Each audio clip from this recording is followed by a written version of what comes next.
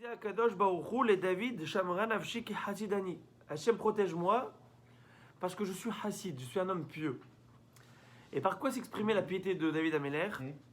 Dalet. Comment s'est exprimée la piété de David Améler? Alors, nous avions deux avis. Un qui s'appelait Lévi et un Rabbi Yitzhak. Un a dit que la vie était. L'explication, c'est que David Améler disait à Kadosh Baruch Hu, tous les rois du monde font la grasse matinée. Moi, je me lève déjà Hatzot, avant Hatzot pour prier, étudier. Je ne suis pas un chassid, un homme pieux. Autre chose, David Améler disait tous les rois du monde sont assis, il y a déjà qui se lèvent. Après qu'ils se lèvent, ils sont assis avec la cour royale, ils sont là tous là en train de lui faire la pommade, tous ces courtisans. Je suis en train d'inspecter les fœtus. Oui. Et lui, il est pas... Ah, exactement. Ah, je croyais que tu étais en train de toi. Je me suis dit, ah, ouais, non, et qu'est-ce qu'on a vu? Il dit, moi, mes mains sont sales. Je me lève tellement tôt et mes mains sont sales, pleines de sang de la femme Nida, du sang de l'enfant, du fœtus qui est né, l'avorton. Savoir comment on l'avait expliqué, il y avait des lois et des halakhot. S'il y a une fausse couche, est-ce qu'on considère, est-ce que ça s'appelle une fausse couche pour déjà considérer une femme comme une yoledette? Et les lois qui vont avec la yoledette. Pour un garçon, pendant les 7 premiers jours, il est interdit au mari d'aller avec la femme. Pour une femme, 14 premiers jours. Puis après, pour un homme, il y a 33 jours supplémentaires. Même s'il y a du sang, c'est permis d'être avec sa femme, ça s'appelle Dam Tohar. Sauf que les Géonim, ça fait environ 1000 ans et plus qu'ils ont interdit cela. Ce n'est pas le din strict. Mais pour la femme, 66 jours. Et la femme, si c'est un garçon, après le 41e jour, signifie le 81e jour, pouvait rentrer au Beth Amikdash en apportant les offrandes, Shne Torim, ou Shne Benayona, ou de tourterelles, ou de colombes. Donc en tout cas, il disait, j'étais là à voir, est-ce que c'est un garçon, une fille, pour pouvoir dire et statuer quel est le din, le cas de cette femme, est-ce qu'elle est pure ou impure pour son mari? Donc je vis avec mon peuple, je suis là, alors que eux, qu'est-ce qu'ils font? Alors regarde Akadosh Baruch Hu, et protège-moi juste pour ce mérite, ce zérout. Bonsoir. Bonsoir, Béari, Bechavod. C'est les nouvelles éditions. Voilà. On avance, hein, on Meshadregim, comment on dit, on upgrade. On s'améliore. On upgrade, on dit? Ouais, j'ai écrit upgrade, alors j'ai dit... Upgrade. Non, je le dis à la française, en tout cas. Dalet. Dalet, c'est vraiment au début. Et la Gemara, elle avait amené autre chose. Que David Améler n'avait pas honte. Honte de quoi? D'aller voir son rave Mephibosheth, et lui dire, Rabbi, il y a fait Danti. Est-ce que j'ai bien jugé? Est-ce que j'ai bien relaxé la personne? Est-ce que j'ai bien purifié ce qu'il fallait purifier ou impurifier? Et je n'avais pas honte. Ici, parfois même, il me faisait chouma. Il me faisait honte. Eh bien, j'ai accepté dans le sens où je n'ai pas de le faire. Et de remettre toute mon analyse en question. C'est gênant. Qu'est-ce qu'il mérite, lui, qui est sorti de lui, Qui lave. Rappelez-vous, qui lave, c'est quoi qui lave? Shaya Machlim Av. Il faisait honte au père de la halakha, qui était Mephibosheth dans la halakha. Il était plus grand encore que son maître à lui. Il a eu ce mérite. Et je vous avais parlé de Kilav ben David, qu'il y a 4 personnes qui sont mortes qu'à cause de la faute du Nahash. La faute originelle, n'est-ce pas, de Adam Arishon à cause du Nahash. 4 personnes. Myriam, Anivia, Binyamin, je crois, le fils de Yaakov, Amram, le père de Moshe et Aaron, et Kilav. Celui-là, il n'est mort juste parce que ça existait la mort. Parce que la mortalité existait. Dans le sens où ce n'est pas à cause de ses fautes. Parce qu'il y a un passage qui dit qu'il s'il n'y a pas de faute, il n'y a pas de raison d'arriver si ce n'est qu'arriver au maximum. Ok? Après, si ça fait ton tikkun, il y en a qu'un an après ils sont morts, 2 ans. Ils ont fait, c'est des Gilgulim, ce sont des réincarnations, mais on ne peut pas savoir. Spécial, le père de Moshe. Mais il a fait Moshe, il a fait Myriam, il a fait Aaron. Quand tu fais ça, je crois que tu es... Non mais pourquoi? C'est une bonne hein? Et pourquoi il n'est pas très Populaire? Amram, Ben Amram partout. Amram, c'était. Mais c'est une bonne échelle. Il faudrait revoir quelle Nekuda, quelle chose. Mais je pense que déjà d'avoir amené des enfants, je le dis clairement, des enfants qui étaient et les rédempteurs, c'était les plus grandes stars au monde. Dans le sens positif, dans le sens où. Pas célébrité, dans le sens où c'est ceux qui ont ramené tout le Ham Israël à la Torah, à la Teshuvah, à la rédemption. Il y a eu toutes les caractéristiques et côté physique, la rédemption physique, la Rahmanout, Moshe Rabbeinu qui était Rahman, la rédemption spirituelle qui, grâce à eux, il a avoir la Torah, d'accord. Et Myriam Nevia, Myriam, cette Nevia, cette prophétesse qui avait une émouna parfaite en Akadosh Baruch Hu, et plus encore, souvenez-vous qu'à 5 ans, Myriam, elle a dit à son papa, papa s'était divorcé de sa femme. La femme de Amram s'appelait comment? Yocheved. Yocheved, c'est la femme d'Amram. C'était aussi la tata d'Amram. Parce que Yocheved, c'est la dernière fille de Lévi. Lévi est le fils de Jacob.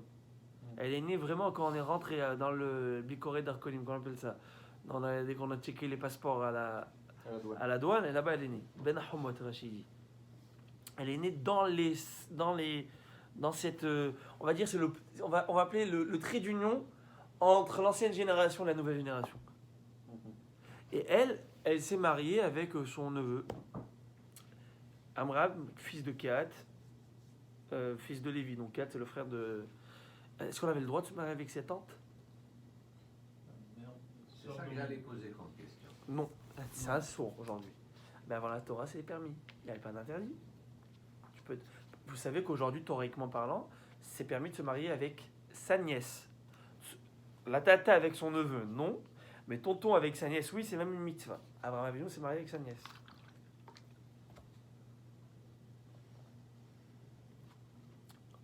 Mais on ne le fait pas aujourd'hui. Problème de consanguinité. Vous savez, il y a des problèmes de sang, mais il y en a beaucoup. Il y en a qui font, j'en connais des qui ont fait. Le zéro de la mitzvah les protège. Mais en tout cas, pourquoi et c'est vrai qu'il y a écrit qu'après Matan Torah, beaucoup ont pleuré parce qu'il fallait se séparer, parce qu'ils étaient mariés avant Matan Torah, ils avaient le droit de se marier, parce qu'ils étaient mariés, il fallait se séparer, pleurer. Mais c'est ma femme, ça fait 40 ans, 50 ans, c'est ma femme. Pas pachout, pas simple d'être Ben Israël. Hein. C'est pas pachout d'être un. Il fallait se divorcer. Ben, il fallait se séparer, ouais. Si je ne m'abuse. Écrire à l'iskim, je peux pleurer à cause de ça. On peut pas se marier aussi à cause de. En tout cas, pourquoi je parle de ça? Parce que n'oublie pas que Amram, il a eu ses 2 enfants, Aaron, Myriam. Et lorsque le pharaon il va décréter de ne plus avoir d'enfants, et tous les enfants qu'il va y avoir au Nil, ben, il va dire écoute, chérie, on va s'arrêter, on divorce. À quoi ça sert? D'avoir des enfants pour les tuer, ça sert à rien. Ils sont séparés. Amram, qui était le chef spirituel de l'époque, des Lévi'im, et les Lévi'im, c'était la tribu de la Torah. Souvenez-vous, il faut que vous sachiez que le Midrash nous dit qu'ils n'ont pas été asservis. Ils n'ont pas été asservis. Ceux-là, c'est la seule tribu qui habitait en Goshen et qui n'ont pas été asservis. Par quoi ils ont été asservis? Le Zohar Kadosh ne le dit pas moi. Écrit Vaïmareru et Hayem. Ils ont leur rendu la vie amère. Be Avoda Kasha, Be Homer ou Belvinim, Vrol Avoda Basadé. Par du dur travail. Homer, c'est le ciment, les vinyles, les briques. Vrol Avoda Basadé et tous les travaux dans les champs. Mais les autres qui vont venir en retard. Qu'est-ce que c'est Homer? Elle ne voit pas d'en haut.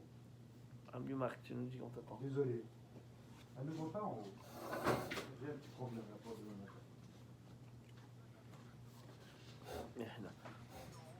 Homer, c'est quoi Homer? Elle ne voit pas. Kalva Homer. C'est quoi Kalva Homer? C'est le raisonnement a fortiori. Kalva Homer, le raisonnement a fortiori. Homer qui a écrit dans le verset le ciment, eux ils ont utilisé le ciment, pas le même terme. Ça veut dire que tu es obligé de travailler dans la vie. T'asservir, tu es obligé. Travail, il est partout. À toi de choisir où tu vas focaliser ton travail. Les Lévi'im, leur esclavage, entre guillemets, leur soumission, leur asservissement a été dans quoi? Dans la Torah Kedosha. Kol avoda basadé, elou beraitot. Liboun, c'est quoi liboun? Liboun alacha. Les briques, c'était des bonachas, l'aiguisement dans la halakha. C'est-à-dire que eux étaient leur esclavage dans ce sens, en spirituel, entre guillemets, dans l'étude de la Torah. Et ils ne travaillaient pas de manière comme les autres Béné Israël, il faut savoir les Lévim. En tout cas, dès qu'il s'est séparé de sa femme, qu'est-ce qu'il a fait? Ben, si le rabbi se sépare de sa femme, moi j'en fais 2 temps. Ben, bien sûr que je me sépare de ma femme. Et tout le monde a commencé. Myriam, elle a vu papa, elle a dit papa, elle a 5 ans. Xeratra Kachami Shel Paro. Ton décret est plus ignoble que celui du pharaon. Paro Gazar et la Zecharim. Le pharaon n'a décrété que sur les mâles, sur les garçons. Ah ouais, Toi, tu condamnes tout le monde. Ah ouais. En fait, c'est fini. Tu fais plus de différence. Donc, plus d'enfants, plus rien. Un homme au jour d'aujourd'hui, peut-être lui aurait dit écoute, va mettre ta couche et va au lit, toi. va. Donneuse de leçons à ton papa. Barbe blanche jusqu'à là. Kabel a émis Mimeshamara, il a accepté. C'est vrai ce qu'elle dit. 5 ans. T'acceptes. Et c'est après ça qu'il a eu Moshe. Vaikar ish mi bet Lévi et bat Lévi. Il y a écrit dans le passage qu'il y a un homme de Lévi qui s'est marié avec la fille de Lévi. C'est qui celui-là? C'est cet homme qui s'est divorcé, qui s'est séparé de lui. Il a repris sa femme, c'est Amram, et là il est sorti de lui, Moshe Rabbeinu, le Rédempteur. Bisrout Miriam Anivia, il a accepté la leçon de sa fille, qui est sorti de lui, Moshe Rabbeinu, de cette union après cela. C'est incroyable. En tout cas, sur Amram. Maintenant on revient à nos moutons. La Gemara s'interroge. Et là, c'est nouveau maintenant, c'est le nouveau shiur. D'accord? On n'a pas fait ça la semaine dernière. Quoi, vraiment David Amelech se considérait chassid, pieux? Parce qu'il dit Tefila les David. David, je veux dire, Shamra Nafshi qui chassid, Ani. David disait protège-moi parce que je suis un homme pieux. Pieux de quoi? On a donné 2 raisons. Mais quoi, vraiment, il se considérait chassid? Mais, vous pouvez prendre s'il vous plaît à la ligne numéro. Nous sommes vraiment. C'est au milieu de la page. Il y a un petit point. Écrivez David, Mikarel et Nafshi chassid. Est-ce que David Amelech se prenait pour un chassid, se considérait un chassid, véactive? Mais c'est un verset d'Étélim qui dit, c'est qui dit ce verset? Vous le connaissez tous ce verset. On le lit presque tout le mois de Elul. Loulé et mantilerot betuv Hashem be'eretz chaim. Loulé, c'est un verset. Loulé et mantilerot betuv Hashem be'eretz chaim, ça veut dire quoi? Ça veut dire que je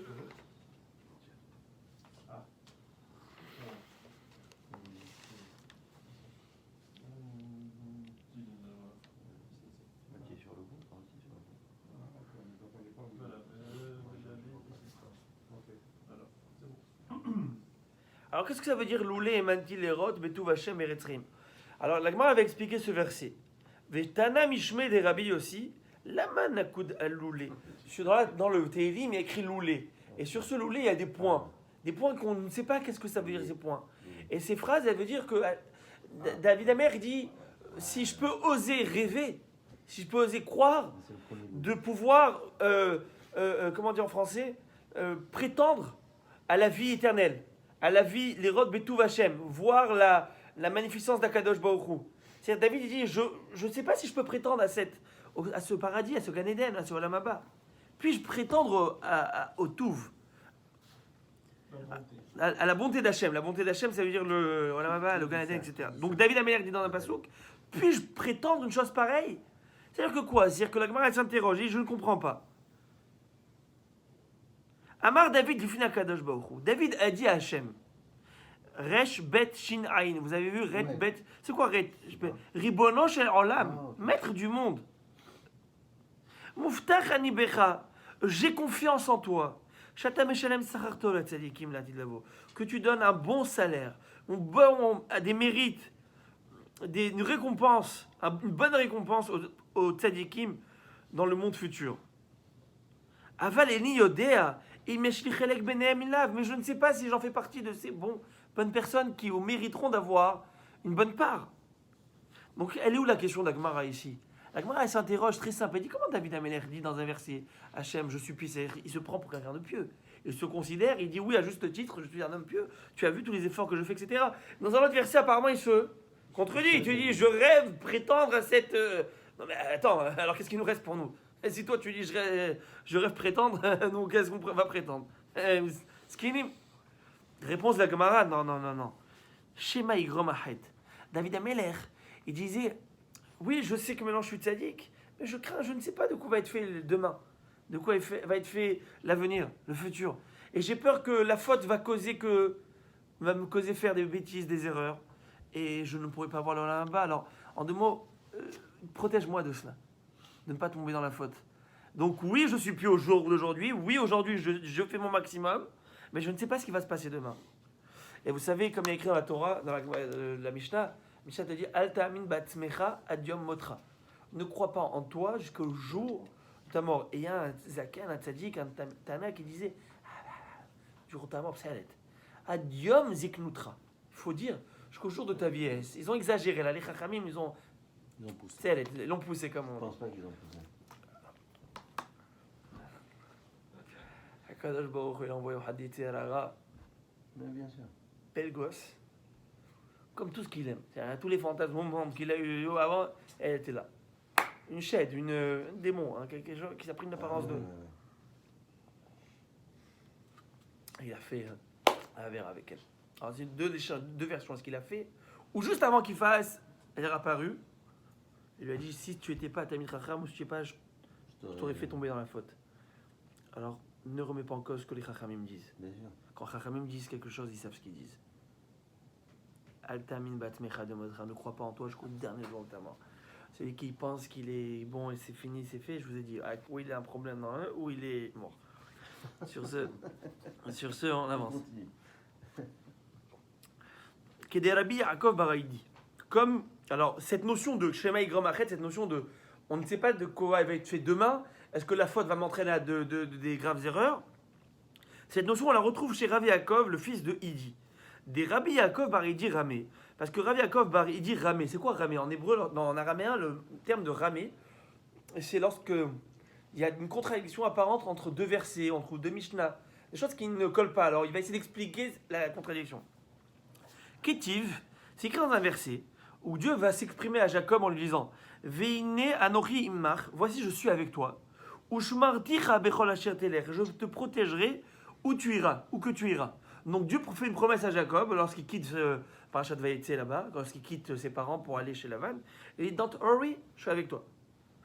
Et juste après, il écrit que Jacob Avinu, n'est-ce pas, quand il va quitter, lorsqu'il va quitter Lavan, il va repartir retrouver Esav. Il écrit Vaïra, hein, Vaïra Jacob Meod. Jacob, il a eu très peur. Attends, le bon Dieu il te dit t'inquiète, Don't hurry, je suis avec toi. T'as peur de quoi? Comme disait Rav Shaya, mais même si Dieu me dit ça, moi je rentre à Gaza sans gilet pare-balles, je crie avec des drapeaux d'Israël, je fais comme ça. Hein, je fais comme ça. Si Dieu tu viens te dire t'inquiète, tu as assurance vie. Qu'est-ce qu'il y a comme avec nous? Dieu te dit ne t'inquiète pas, je suis avec toi. Vas-y. Et là il y a Isaac qui arrive, tremble. De quoi tu as peur? La Gemara dit le Rashi, j'ai peur de tuer, d'être tué ou de tuer. J'ai pas envie d'arriver à cela, etc., etc. Mais en tout cas. Alors, c'est contredit. Dieu te dit n'aie pas peur, et là, il a peur, ça marche pas. Attends, on parle de Yaakov Avinu, c'est pas un petit gamin comme nous, là. On parle de Yaakov, connexion H24 avec Hachem. Donc, il n'y a pas de réponse. Shema Yigrom Achet. Non, j'ai peur. Pourquoi j'ai peur? Parce que, je ne sais pas, il m'a fait une promesse à un moment X, au jour d'aujourd'hui, peut-être que j'ai fait des erreurs, et que cette promesse n'est pas là, n'est plus là, parce qu'il m'a promis à moi en tant que Yaakov Avinu, Yaakov le tzaddik de l'époque. Mais en ces quelques jours, on va savoir si j'ai pas failli trébucher dans quelque part. Vous savez, waouh. Vous savez, je vais vous dire, on dit, Rabbi Daniel, on dit cette phrase connue, cachée par Nasato chez la dame qui créa Temsouf. Dure est la subsistance de l'homme, la parnassa, comme l'ouverture de la mer Rouge. C'est dur. On dit même zivoug chez la dame, même le zivoug de l'homme, trouver son partenaire, son conjoint, c'est très dur. Pas que de le trouver, on va le maintenir. C'est plus compliqué. Sur ce, pourquoi c'est caché? Est-ce que Hachem pour lui c'est dur franchement de... Est-ce que c'est dur pour Akadosh Baruch Hu de faire Kriyat Souf? Non. Différence. Il y a un enfant qui a dit à son père, on raconte ce machal, une belle parabole. Cet enfant, il a dit, papa, franchement, c'est Kriyat Souf, on nous a dit, un miracle de fou. Ah, Dieu, c'est lui qui a fait la mer, qu'est-ce que c'est de faire un miracle de plus, ça fait pas de différence, franchement. Il est où le grand miracle? Où est où the best of... Rami me donne ce machal, j'imagine que vous le connaissez, il est magnifique. Et il y avait un artisan. Je voulais le dire Shabbat, mais il n'y avait pas eu le temps, parce que la dracha, c'est trop court. Alors je ne pouvais pas le dire. Mais ça faisait partie de ce que je devais dire, mais je vous le dis maintenant, bonus. Il dit qu'il a fait, il y a un artisan, top du top, le gars vraiment un artiste, il a créé, il a façonné un cheval. Il a pris du bois, après ce bois il a mis il a mis du cuivre, sur ce cuivre il a mis des peaux de cheval. Franchement c'était, tu le vois, cheval quoi, tu veux le monter quoi. C'est un faux cheval, c'est pas un vrai cheval. Mais vraiment quand tu le vois, plus tu t'approches et tu n'arrives pas à croire que c'est un faux cheval. Il est vraiment parfait, il fait à la perfection. Alors il a fait, après des mois de travail, il va le prendre, il va le mettre à la place publique.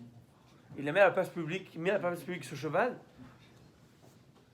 Genre ils font pas attention. Passe. Et là il contemple, il voit que personne ne s'arrête d'observer ce chef-d'œuvre, c'est extraordinaire. Mais c'est... Et là il revient tout triste à la maison, tristouné. Et là il demande ses proches, lui demande mais qu'est-ce que tu as? Ça fait des mois je travaille sur ce cheval et les gens rien du tout, ils sont même pas émerveillés. Il dit mais tu es marrant, papa. Mais on dirait un vrai cheval. Il y en a plein des chevaux partout. Regarde, c'est ce qui tourne. C'est sur des calèches. Pour eux, c'est un vrai cheval. Il dit mais alors quoi? Mais j'ai fait parfait. C'est justement la perfection. Elle est là, la beauté du chef-d'œuvre. C'est que c'est un trompe-l'œil mais extraordinaire. Ouais, il bouge pas. Il lui dit papa, tu veux que les gens observent? Regarde bien. Prends-le, coupe-le en deux. Coupe-le en deux et tu verras. Et là, il le coupe en deux. Il décolle un petit peu. Et les gens, ils sont abasourdis. Tout le monde s'arrête. Prendre photo, selfie, ce que tu veux. Un vrai cheval coupé en deux, t'as déjà vu ça, toi? Mais c'est un vrai, regarde, il a tous les yeux, le regard, tout. Mais c'est pas un vrai cheval. Akadosh Baruch Hu, il a fait la mer. On est tous habitués à la mer. Yallah, viens, on va à Miami, viens, on va ici, viens, on va nager. Tout le monde est habitué. Quand tu ouvres la mer et tu vois diviser, tu dis, oh, c'est extraordinaire. Oh, ça. Tu veux d'un coup parce que tu n'es pas habitué. Parce que tu n'es pas habitué alors que je prévu la mer. Ah. Maintenant, pourquoi cacher ses gauche chez la dame qui est Kriyat Souf? Pourquoi cacher Parnassato chez la dame? Pourquoi la Parnassa de l'homme c'est dur comme Kriyat Souf? Est-ce que Hachem c'est dur Kriyat Souf? C'est fastoche. Tac. Tic-tac qui te fait Kriyat Souf. Réponse. Magnifique la réponse. J'ai vu une réponse extraordinaire. On est là à Rosh Hashanah, on dit Hachem s'il te plaît, envoie la Parnassa, envoie la bracha, envoie-moi mon zivou, s'il te plaît Hachem.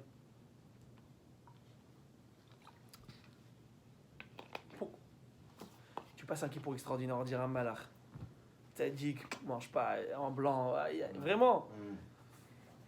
Là, Hachem, il dit Amen, quoi, tout ce que tu demandes, je sais pas, moi, tu viens avoir un kippour. Et le lendemain, sur le lendemain, il n'y a pas, ça vient pas. Tu dis pourquoi?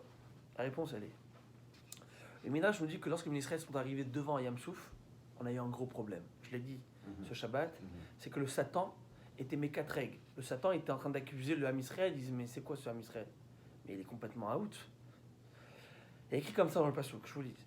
Ve Ayam Hazar Leetano. La mer, elle est revenue à son habitude. L'Etnao Arishon, à sa première condition. Et je m'explique. Rami me dit que lorsqu'on est arrivé devant la mer, Hachem a dit à la mer, tu dois t'ouvrir devant le Ben Israël. C'était le premier Tnaï, que lorsqu'il a créé l'eau, la mer, il a dit, écoute, tu vas voir un peuple qui s'appelle Am Israël, qui va être devant toi, tu dois t'ouvrir devant eux. Et la mer ne veut pas s'ouvrir, ne voulait pas s'ouvrir. Pour quelle raison? Parce que le peuple Hachem que tu m'as montré, c'est pas ce peuple-là. Qui est pourri au 49e degré d'impureté, c'est pas ce peuple que tu m'as montré. Moi, tu m'as montré des tzadikim, des bénis d'Israël tzadikim. C'est pas ce peuple que tu m'avais montré, Hachem. Je ne m'ouvre pas devant ce peuple. Ils sont pas mieux que les Égyptiens. Pourquoi m'ouvrir? Elle est où la logique? Alors, il fallait qu'il y ait un Hachem Laminadev qui rentre. Et Hachem va forcer, si on peut dire, va tordre le bras à cette mer pour s'ouvrir. Parce qu'on était vraiment dans un problème. Il va la forcer. Peut-être c'est ça l'explication que cachée par la Satosh à la dame qui est Kriyat Souf. L'homme, Hachem, il lui dit à Kippour, tu veux bracha, tu vas voir la bracha. Les malachim disent oui, amen, Kenny Ratson. Oui, mérite Parnassa. Regarde le tzaddik, regarde si. Et là, on arrive quelques jours après Kippour et l'homme reprend ses mauvaises habitudes. Le malach, il vient avec la Parnassa, il dit toc toc à la porte Il ouvre, il dit, mais il est où ce Réhouven que j'ai vu à la synagogue ici? C'est plus ce même. C'est plus cette même personne. Mais lui, on m'a jamais dit de lui donner la parnassa. Ciao, il remonte.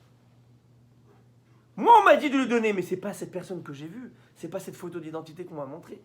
C'est ça, peut-être caché par la autre chez la dame qui est Kretem Souf. Dans le sens où, comme dans la mer, c'est quoi caché à Hachem? Hachem, il n'y a pas de difficulté. Dans le sens, une difficulté, si on peut dire, légitime. Dans le sens où il est la justice. Quelle justice? C'est que tu m'as demandé de m'ouvrir devant un peuple, mais c'est pas ce peuple en question qui mérite. Et Hachem a dû obliger la mer à ouvrir. Alors pareil, dans le même sens, c'est caché. Dans le sens où parfois on arrive, Hachem promet la bracha, la parnassa. Oui à cet homme qui a fait Teshuvah. Oui à cet homme qui s'est donné au maximum. Mais elle est où? Vous savez, on dit que juste après Kippour, on fait Ve'orachum Mechaper Avon. Ve'orachum. Ouais, on le chante pas du tout, on dit Ve'orachum Mechaper Avon. Tu es en train de penser au gâteau que tu vas manger. Juste après la... Pourquoi on dit Ve'orachum? Qu'est-ce que ça veut dire Ve'orachum? Ve'orachum Mechaper Avon. Toi, miséricordieux, s'il te plaît, pardonne-nous les fautes, etc. Ah ouais, tu vas te finir Kippour, quelle faute? Quelle faute? Tu vas te finir Kippour? Réponse, dès que Kippour est fini, tu as fait... Elle n'a pas recommencé. Ah, ce soupir que tu viens d'avoir, elle avait au racon. Alors c'est ça la notion. Shema Yigrom Achet. Ça veut dire qu'on ne sait pas de quoi elle fait. Est-ce que tu as fait tes brachot, Birkot à la Torah, Birkot d'avant, brachot d'après? Chaque chose est très important. Vous savez, on banalise tout. Je parle pour moi en premier. Je parle pour moi américain en premier. On banalise tout. Mais si on était dans un... Je sais pas, prenez le cas d'un hôpital, prenez le cas que ce soit l'aéronautique, que ce soit les voitures, ce que tu veux. Lorsqu'un ingénieur est en train de construire et créer son moteur, créer sa voiture, il n'y a pas un détail qui est laissé au hasard. Il n'y a pas une couture qui est laissée. Et là, le petit côté en carbone, et là, le petit côté un petit peu quadrillé, et là, le truc chauffant, et ici. Et s'il a oublié un fusible, là, un petit truc, hein, c'est quoi un fusible? Vous avez déjà vu un fusible de voiture? C'est petit comme ça. Moi, d'où je sais, parce qu'il me manquait un phare, je comprenais pas pourquoi ça marchait pas. Dès qu'il m'a dit que c'est ce truc-là qui me manquait, j'ai dit quoi, ce petit truc-là? Il me fait déboussoler, me vend un ticket de je sais pas combien de dollars parce que j'ai pas de phare. Oui, petit détail. Alors, Akadosh Baruch Hu, il est là en train de voir le Ben Israël, tous ces petits détails. Mais c'est pas des détails, parce que ces détails, c'est ceux qui forment toute cette grandeur, toute cette belle machine, toute cette belle chose qui est faite. Mais lorsqu'on banalise, oh ça va, et ça va, et ça va, ben il manque. Et c'est pour ça que j'ai dit, dans le Ham Israël, dans la Torah, il n'y a pas de détail qu'on banalise. Tout est un idéal. Où est-ce qu'on avait vu ça? Moshe Rabbeinu, il vient sauver les Ben Israël, qui vient l'avaler un serpent. Ah, pourquoi? oui. Parce qu'il n'a pas fait la Brit Mila à son fils. Et bon, non, il y a des millions de personnes là, qui vont crever là. Brit Mila, ça va. Non, il y a pas, on fait pas des choses sur le compte d'eux, au nom d'eux. Moi j'ai demandé Brit Mila, je veux ma Brit Mila. T'inquiète, c'est moi le bon Dieu. Ne fais pas des comptes pour moi, ne fais pas des... Pour Hachem, je fais ça. Pour Hachem, il faut que je sois en bonne santé, il faut que je sois en bon truc, donc je vais faire ci. Pour faire mieux la prière. Hachem, t'inquiète pas, après tu vas le faire bien sans aller là-bas, sans faire ci, sans faire ça. Les gens ils vont faire des avérotes sur le compte des mitzvot futurs qu'ils vont faire. Ok, il y a des ils vont donner la tzedaka sur ce qu'ils ont magouillé. Allez, dono. Tu comprends ce que je veux dire? Le gars il a tapé comme c'est de l'argent. Ah, je vais faire une mitzvah. Tu crois que je demande ta mitzvah? Regarde-la toi. La Gemara est Masret. Souka, même tête. 49 au lieu la Gemara il dit que Vechri kol là-bas alikfot kofet. Tu crois que quoi? Tu veux faire mitzvah de tzedaka, c'est kofet, tu veux faire mitzvah, c'est tout. Tu trouves un pauvre, tu lui donnes l'argent. Va savoir où ton argent arrive. Réfléchis, analyse, va savoir où tu vas le mettre. Donne-le chez quelqu'un qui a vraiment besoin, quelqu'un que tu vas aider. Pas quelqu'un qui va aller t'acheter des billes de hockey pour aller voir un match. Quelqu'un qui a besoin, qui vit, quelqu'un qui va être l'Omet Torah grâce à ça, quelqu'un qui va subvenir aux besoins de sa famille grâce à ça, ou que tu vas donner. Pas quelqu'un qui a besoin de s'acheter du je ne sais moi. Ça m'est venu. Le gars, il peut donner toute sa richesse. Où est-ce qu'elle est partie? Et tu vois, il y a des philanthropes qui, à la fin de leur vie, ils donnent des millions de dollars. Ou à l'autre côté, à la Citracha. Ils vont donner des millions de dollars à je ne sais pas moi, quelle cause, du koala ou je ne sais moi. Il y a des gens qui sont en train de crever de faim. La mitzvah tzedaka, elle n'est pas donnée à n'importe qui. Faire une vraie tzedaka, c'est pas donné à n'importe qui. On revient à nos moutons. Moi, je vous invite à voir. Il ramène ce verset. Le Rav Shaya, je vous ai dit cette conférence de la Shoah. Ouais. Je vous réinvite à la revoir. C'est un vrai régal. Sur les secrets de la Shoah sur YouTube, Ouais, 2 heures. Tu vois ça. Vous voulez que je vous le mette sur le groupe WhatsApp? Oui, ça, moi aussi, je vais le mettre sur C'est le bon. Kesher. Il est extraordinaire. C'est quoi, c'est un film ou... C'est une conférence. Une conférence film avec des images, trucs. Il t'amène la Shoah, parce qu'il aussi il amène ce verset. Il veut parler de la rencontre entre Jacob et Saül. Il te dit qu'en fait, c'est vraiment Jacob et Hitler. Jacob a vu Hitler, a programmé Hitler, sait qu'Hitler arrive. Exactement, regardez dans les versets comment ça rentre. Rien n'est anodin. Je vous dis que Blinéder, peut-être, why not, on se fait une petite soirée ici, on fait un petit écran, on le voit ensemble. Je peux faire des petits pauses pour expliquer fois ce que le Midrash disent par rapport à ça. Excellent. Hein? Ça peut être une bonne idée. On se fait un petit. Voilà, ça peut être. On avance l'heure, c'est tout. Ouais, si vous voulez. Si vous voulez, on peut faire même 2 fois. Mais On l'a peut, dit, on peut le faire pas juste pour nous. Ouais. Comme vous voulez. D'ailleurs, on le fait pour nous, après on verra. C'est Exactement. réservé à ceux qui viennent au cours. On revient. Pas donner comme client. Alors, regardez combien cette notion, chez Maïgrom Ahet, combien cette notion de la faute peut provoquer, fait que parfois, il y a des. Potentiellement, on t'a destiné beaucoup de bonnes choses, mais comme tu as failli à ton devoir, t'as perdu cela. D'où je le sais. Prochaine phrase. Kedetania, comme on l'a vu dans Zubraïta. Regardez comment c'est beau. C'est les versets de la paracha de cette semaine qu'on a eu. Adi avor amecha Hashem, adi avor amzukanita. On l'a lu dans la Shira, dans le Asia Shir. C'est quoi cette phrase? Ce verset dit Adi avor amecha Hashem. C'est le chant, d'accord? Jusqu'à qu'est passé ton peuple Hashem, jusqu'à que repassera ce peuple que tu as acquis. Passera où? Passera le Jourdain, passera on parle de 2 passages. Adi avor amecha Adi avor amzukanita. 2 passages. Le Bnei Israël ont passé 2 fois 2 passages. Quel passage? Alors Rachid il explique, explication déjà simple, il faut voir sur la Torah, ils ont passé 2 passages, le passage de la mer Rouge, et ils ont repassé un passage où? Au Jourdain. Parce que le Jourdain aussi c'est ouvert, même chose. La première, Replay. quoi? La mer Rouge. Ok. Donc a dit avoir 2 passages. Autre explication, premier passage, c'est le passage de l'exil d'Égypte en terre d'Israël, cette grande aliyah on va dire. Et le deuxième passage, c'est plus tard dans l'histoire, lorsqu'il va y avoir la montée, après la destruction du temple, le premier temple, il va y avoir les 70 ans d'exil, et Ezra va avoir la permission, d'accord, sous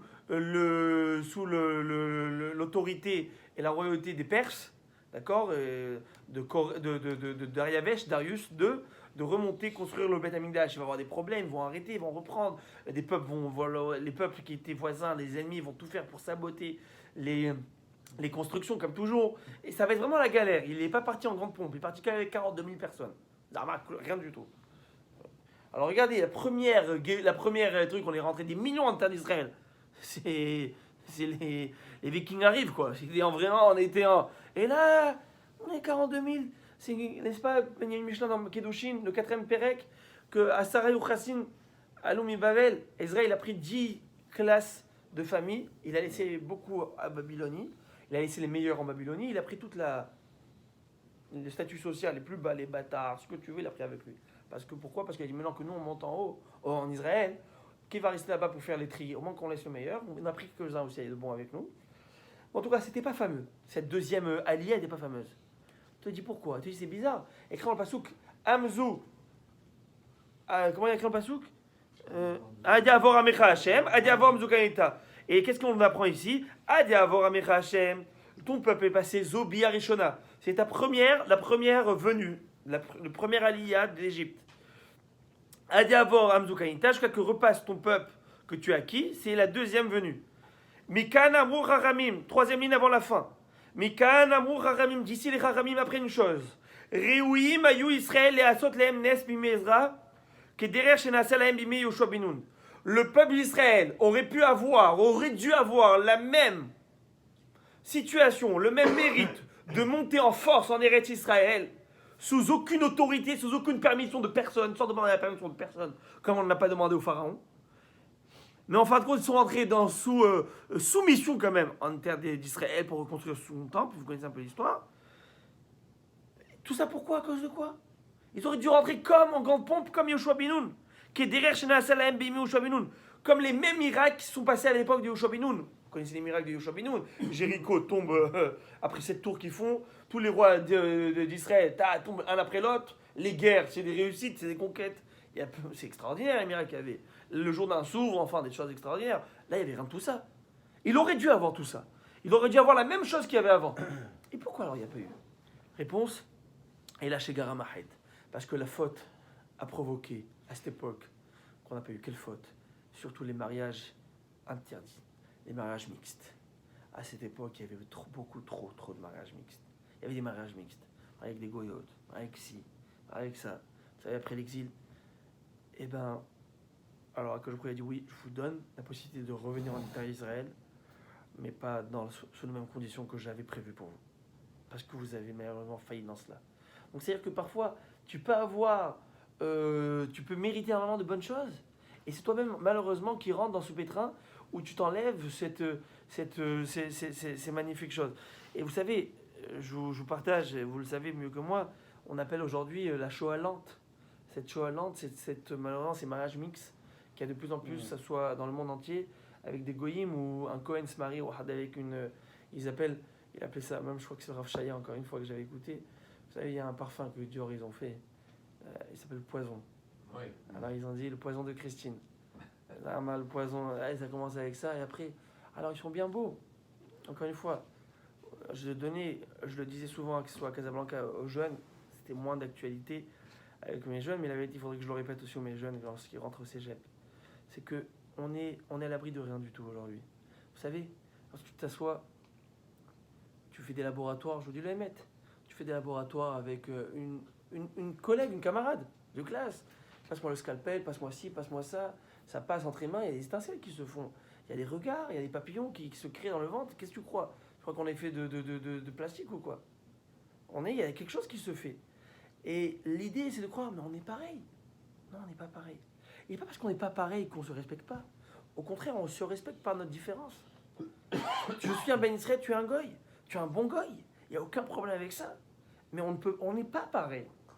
Et de dire qu'on est pareil, déjà, c'est mensonge, mais plus encore, c'est de ne pas accepter notre différence. Vous savez, un gars, il va te dire, mais ça, vous savez, à fin de compte, ça arrive des phrases comme ça.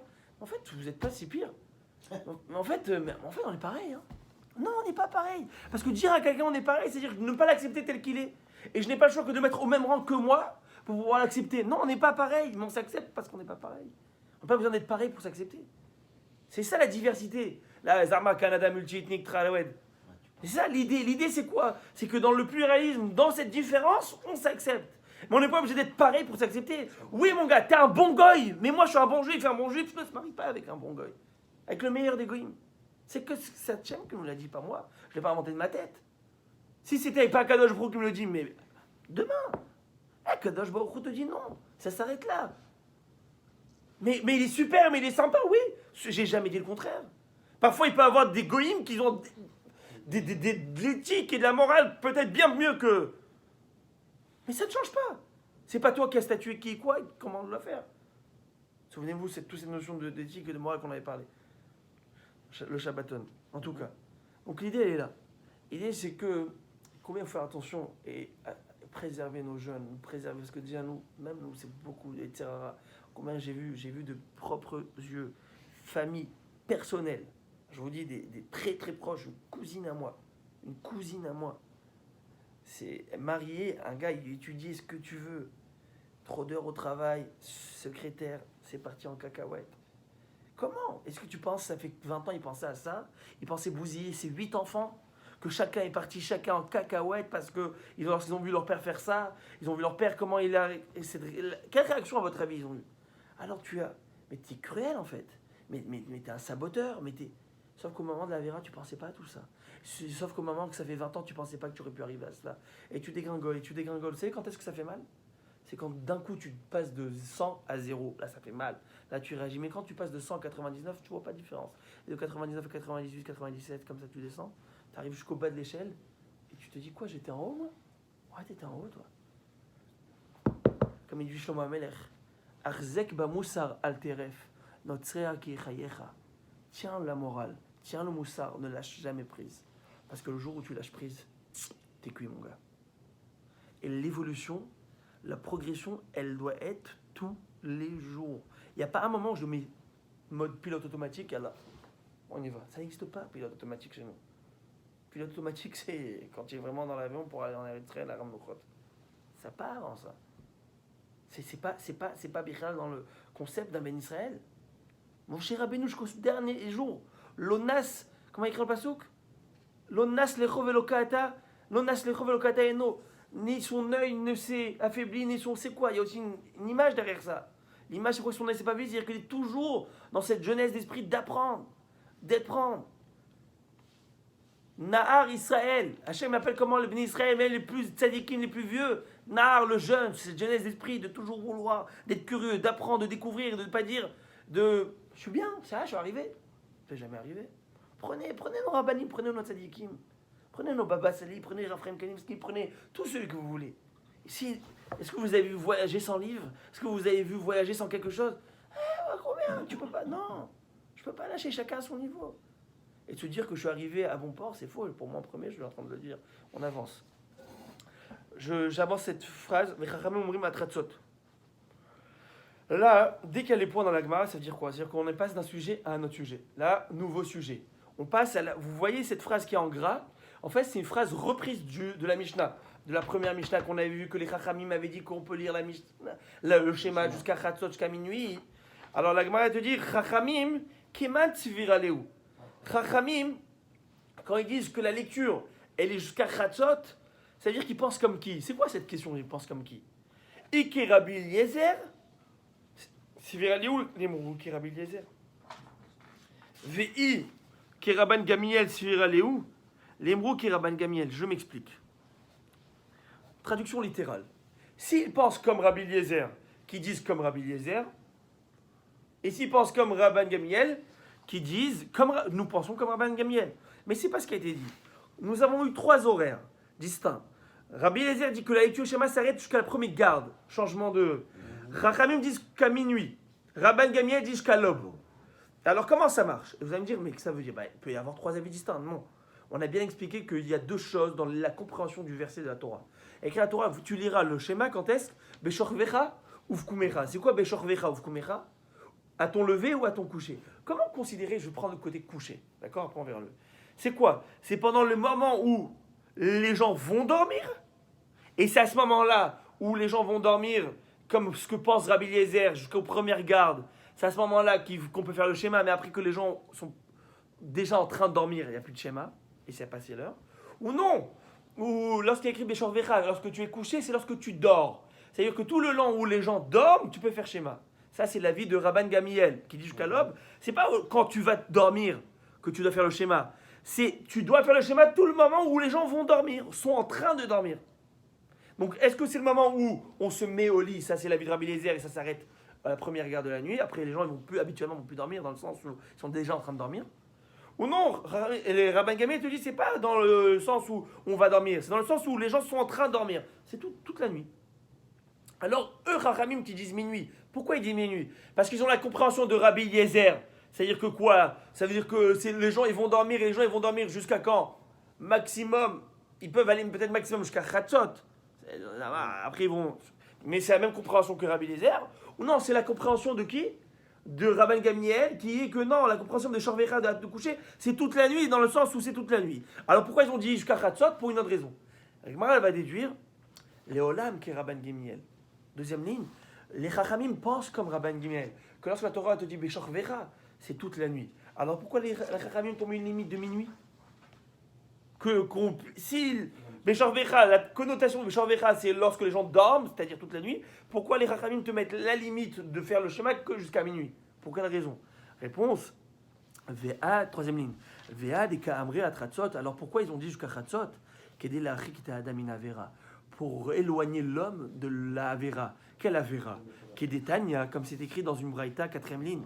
Chachamim asous seyag, les divrem. Les sages, ils ont mis des barrières, merci, à leur loi, à leur parole.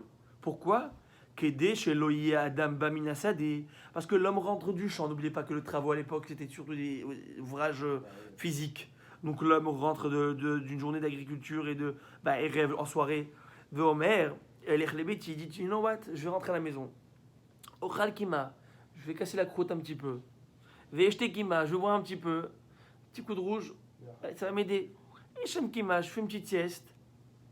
Après je vais me lever, je vais faire le schéma, je vais faire la prière. Ve'hotafto shena, et le sommeil, l'a aspiré. Venimtsa Yashem Kolaïla. Il s'avère qu'il dort toute la nuit. Et en fin de compte, il a loupé une mitzvah de la Torah, qui est de lire au chemin. Aval, Adam, mais dans ce cas où moi je t'oblige de quoi? Baminasa de BRF, que l'homme rentre du boulot le soir. Nirnas de Bet Knesset. Et qu'est-ce qui se passe? Ça, c'est le meilleur scénario. Il va à la synagogue, il passe du travail, il dit attends chérie, je dois faire un petit saut à la synagogue. Il passe à la synagogue. Et s'il a l'habitude, il me ragil, il corée. S'il a l'habitude, il connaît un peu la Torah, alors il lit la Torah. Il me ragil, les Shnot, Shoné, il connaît un peu les Mishnot, qui lisent la Mishnah, qui étudie un peu Torah orale. Et à ce moment-là, qu'est-ce qu'il fait? Il fait sur cet envol, Koré Kratchema, il fait Kratchema, il fait la prière avec tout le monde. Il me ragil, les Shnot, Veochel, et après il rentre à la maison. Ochel, plutôt, il mange le dîner, ou Mevarer, et il fait la Beracha, Bechet Amazon. Et la Mishnah, on est encore dans une Beraïta. Vechol haover adivrei chachamim, et tout celui qui transgresse les paroles des chachamim, hayav mita, condamné à mort. Il m'a dit, what? Maishnacha de katane chayamita. Qu'est-ce que tu me dis chayamita ici? Comment ça se fait que jamais dans une Mishnah tu vas me dire il faut faire cette institution et si tu l'as pas fait, squeak. Qu'est-ce que tu me dis ici? Tu me fais la peur de ma vie. Réponse. Maishna bechol durte de lo katane chayamita ou maishna de katane acha de katane chayamita. Pourquoi dans tous les endroits tu me dis jamais cette phrase, cette manière de parler, de dire le gars il est condamné à mort, et là tu me le dis. Réponse. Ibaïtema, si tu veux, j'ai une première réponse à te donner. Dika ones shena. Ici, c'est...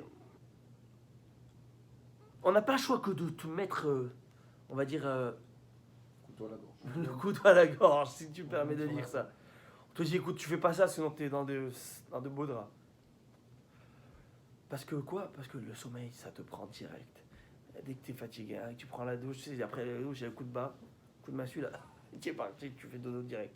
Étant donné que tu as la pression du dodo, la pression du dodo qui est très forte, alors moi je te mets une autre pression, je te dis écoute-moi bien, ne va pas faire dodo. Donc je te mets une pression par rapport à la pression naturelle du corps qui te relâche physiquement. Et dans d'autres choses, dans d'autres institutions de Chachamim, il n'y a pas cette pression naturelle. Ok, il faut faire cette chose, il faut faire cette chose. Mais là, on parle du sommeil, le sommeil c'est très fort. Vous savez qu'un homme ne peut pas vivre sans sommeil. La Gemara dit que si une personne fait un éder, il dit je fais un éder, je fais un vœu, de ne pas manger 3 jours, ça arrive, tu peux ne pas manger. Mais si quelqu'un te dit je fais un éder, il fait un éder, un vrai éder, de ne pas dormir 3 jours, il a fait un éder en vain, on lui donne malcoute, direct, on lui fait, on lui dit va faire dodo maintenant, il va dormir. Parce que tu ne peux pas rester 3 jours sans dormir, c'est impossible. 3 jours sans dormir. Deuxième réponse, Veibaitema, la Fouké Miman Damar, tu fais la taribit Rishut Kamashmanan Hova, et on termine avec ça. Non, on te dit Hayamita pour une autre chose. Pour te dire qu'en fait, pas Hayamita, mais pour te dire que c'est obligatoire de faire la prière du schéma et de faire la prière du soir.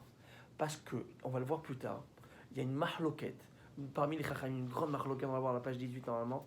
Vous savez, c'était une mahloquette très chaude. C'est pas ça dans la Gemara, on verra des histoires qui sont passées. On verra, très intéressant cette Gemara. Avec Rabbi Lazar Ben Azaria, à ce moment-là, qui a 18 ans, est devenu le chef du tribunal, parce qu'on a enlevé Rabbi Yoshua, on a enlevé ici. C'est passé des choses extraordinaires, on verra plus tard.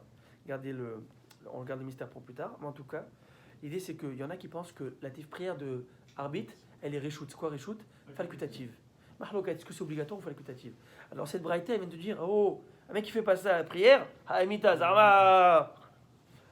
Alors il a dit Haïmita avec un tête. Il doit aller dormir. Non, mais si, Haïmita avec un tête, un lit. Haïmita, c'est-à-dire que. Moi je pense que arbitre c'est obligatoire. Vous voulez savoir la halakha avec quoi? Est-ce que l'arbitre c'est obligatoire ou pas obligatoire? Qui peut me dire? Hein? Parce que notre mitzvah n'est pas obligatoire. Qui t'a dit ça? On a entendu. Alors ça, je sais pas d'où tu as sorti ça. Notre mitzvah par rapport à d'autres choses. Mais le Inyan, il est comme ça. Vous voulez savoir la halakha vraie?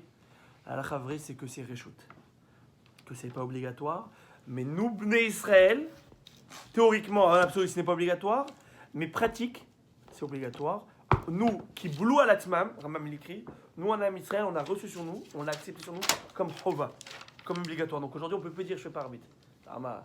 Aujourd'hui, on a pris sur nous. Et bien évidemment, le prochain shiur, rappelez-moi s'il vous plaît, prochain shiur jeudi, rappelez-moi de vous expliquer qu'est-ce qu'il y a la différence entre facultative et obligatoire et qu'est-ce que ça fait qu'aujourd'hui, nous, on a pris sur nous qui est obligatoire. On parlera de ça. Prochain shiur. C'est-à-dire que les bénis Israël, ils ont pris sur eux comme une obligation de le faire. Prochain shiur. C'est quoi cette affaire de tu peux pas manger 30 minutes avant la prière, l'heure de la prière? Ouais, on verra ça aussi, Bezrat Hashem. À la Khanema, on n'a pas le droit de manger avant la tefila. Donc transgresser toutes les paroles Ça de passe au l'Évangile, Tourlou Betnam, hein, à la dame. c'est Chayav Mina.